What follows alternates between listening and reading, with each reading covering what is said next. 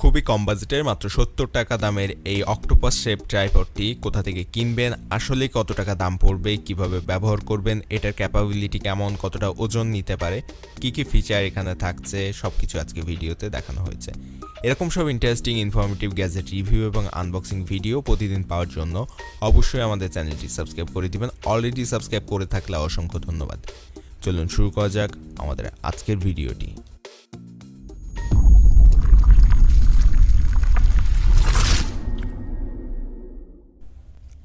খুবই কম বাজেটের অক্টোপাস শেপের এই ট্রাইপড বা মোবাইল স্ট্যান্ডটি আমাদের কাছে পাঠানো হয়েছিল নর্মাল একটা পলি ব্যাগে করে। যদিও এটার সাথে একটা মোবাইল হোল্ডার ফ্রিতে দেওয়া হয়েছে, কিন্তু মোবাইল হোল্ডারটির কোয়ালিটি আমার কাছে অতটা ভালো লাগেনি, কারণ এটা নর্মাল টাইপের যে মোবাইল হোল্ডারগুলো থাকে ঠিক সেটাই ছিল এবং এটাতে স্প্রিং ব্যবহার করা হয়েছে। আপনি জাস্ট নর্মালি এটাকে টান দিবেন এবং টান দেওয়ার পর এটার মধ্যে মোবাইল বসিয়ে ছেড়ে দিলে এটা আটকে যাবে। যদিও এটা মোবাইলের জন্য অতটা ভালো না এবং যে কোনো সময় ভেঙে যাওয়ার সম্ভাবনা থাকে।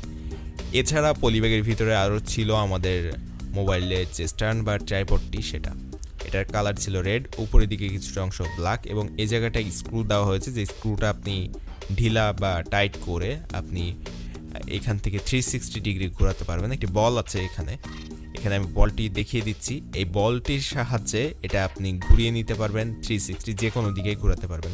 জাস্ট এই স্ক্রুটা টাইট এবং লুজ করার মাধ্যমে আপনি এই বলের সাহায্যে ঘোরাতে পারবেন এবং উপরে যে জায়গাটা দেখছেন ওখানে আপনি মোবাইল হোল্ডারটি লাগিয়ে দিতে পারবেন পেচের সাহায্যে।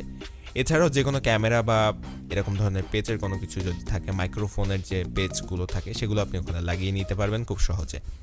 এছাড়া এটার নিচের দিকে যে পায়ের দিকে এখানে দেখতে পাচ্ছেন লেগের নিচের অংশে হোয়াইট কালারের কিছু রবার ব্যবহার করা হয়েছে, যে রাবারের কারণে আপনি এটা কোনো সারফেসে রাখলে স্লিপ করা থেকে এটা সেভ করবে আপনার এই ট্রাইপডটিকে।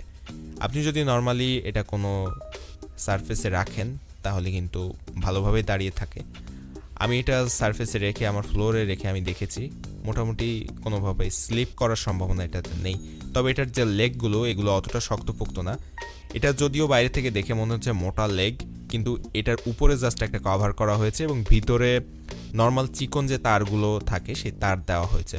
অর্থাৎ এটার উপর যদি খুব বেশি ভারী কোনো কিছু চাপানো হয় তাহলে লেগগুলো বেঁকে যাওয়ার সম্ভাবনা থাকবে। এবং এটার ভিতরে আসলে কি আছে আমি দেখাচ্ছি আপনাদের। উপরের কাভারটি জাস্ট নর্মালি আমি যদি একটুখানি উপর থেকে সরিয়ে ফেলি তাহলে আপনারা সেটা ভালোভাবেই বুঝতে পারবেন। আমি এখান থেকে একটু উপরের কাভারটি টান দিয়ে সরানোর চেষ্টা করছি এবং ভিতরে আপনারা যদি খেয়াল করেন দেখতে পাবেন খুব চিকন তার ব্যবহার করা হয়েছে। চিকন যে তারগুলো আছে সেটা কিন্তু এখানে ব্যবহার করা হয়েছে, আপনারা দেখতে পাচ্ছেন। এই তারগুলোর মাধ্যমে এই স্ট্যান্ডের লেগগুলো তৈরি করা হয়েছে এবং তারটা কতটা চিকন সেটাও কিন্তু বুঝতে পারছেন।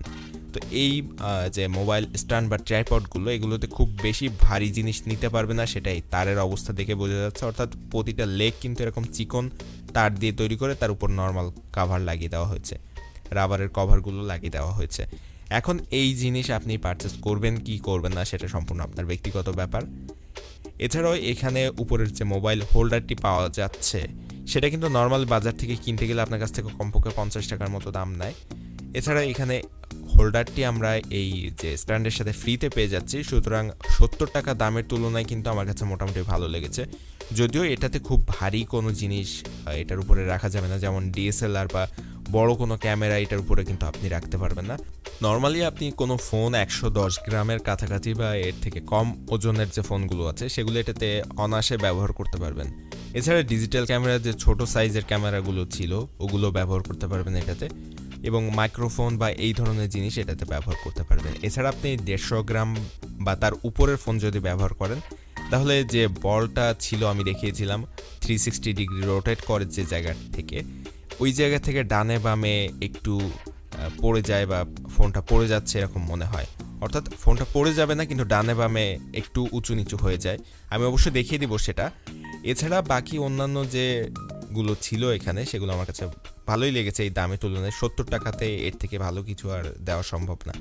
যদি আপনি আরও বেশি বাজেটের দিকে যান সেক্ষেত্রে এটার লেগগুলো হয়তো আর একটু ভালো পাওয়া যাবে। তবে এই 70 টাকা বাজেটের মধ্যে লেগগুলো আপনারা দেখতেই পাচ্ছেন খুবই দুর্বল, এবং আমি যখন ভাঁজ করছি লেগগুলো এগুলো আপনারা দেখতে পাচ্ছেন। এভাবে কিন্তু ভাঁজ করে নিতে পারবেন, আবার এটা সোজা করেও ফেলতে পারবেন।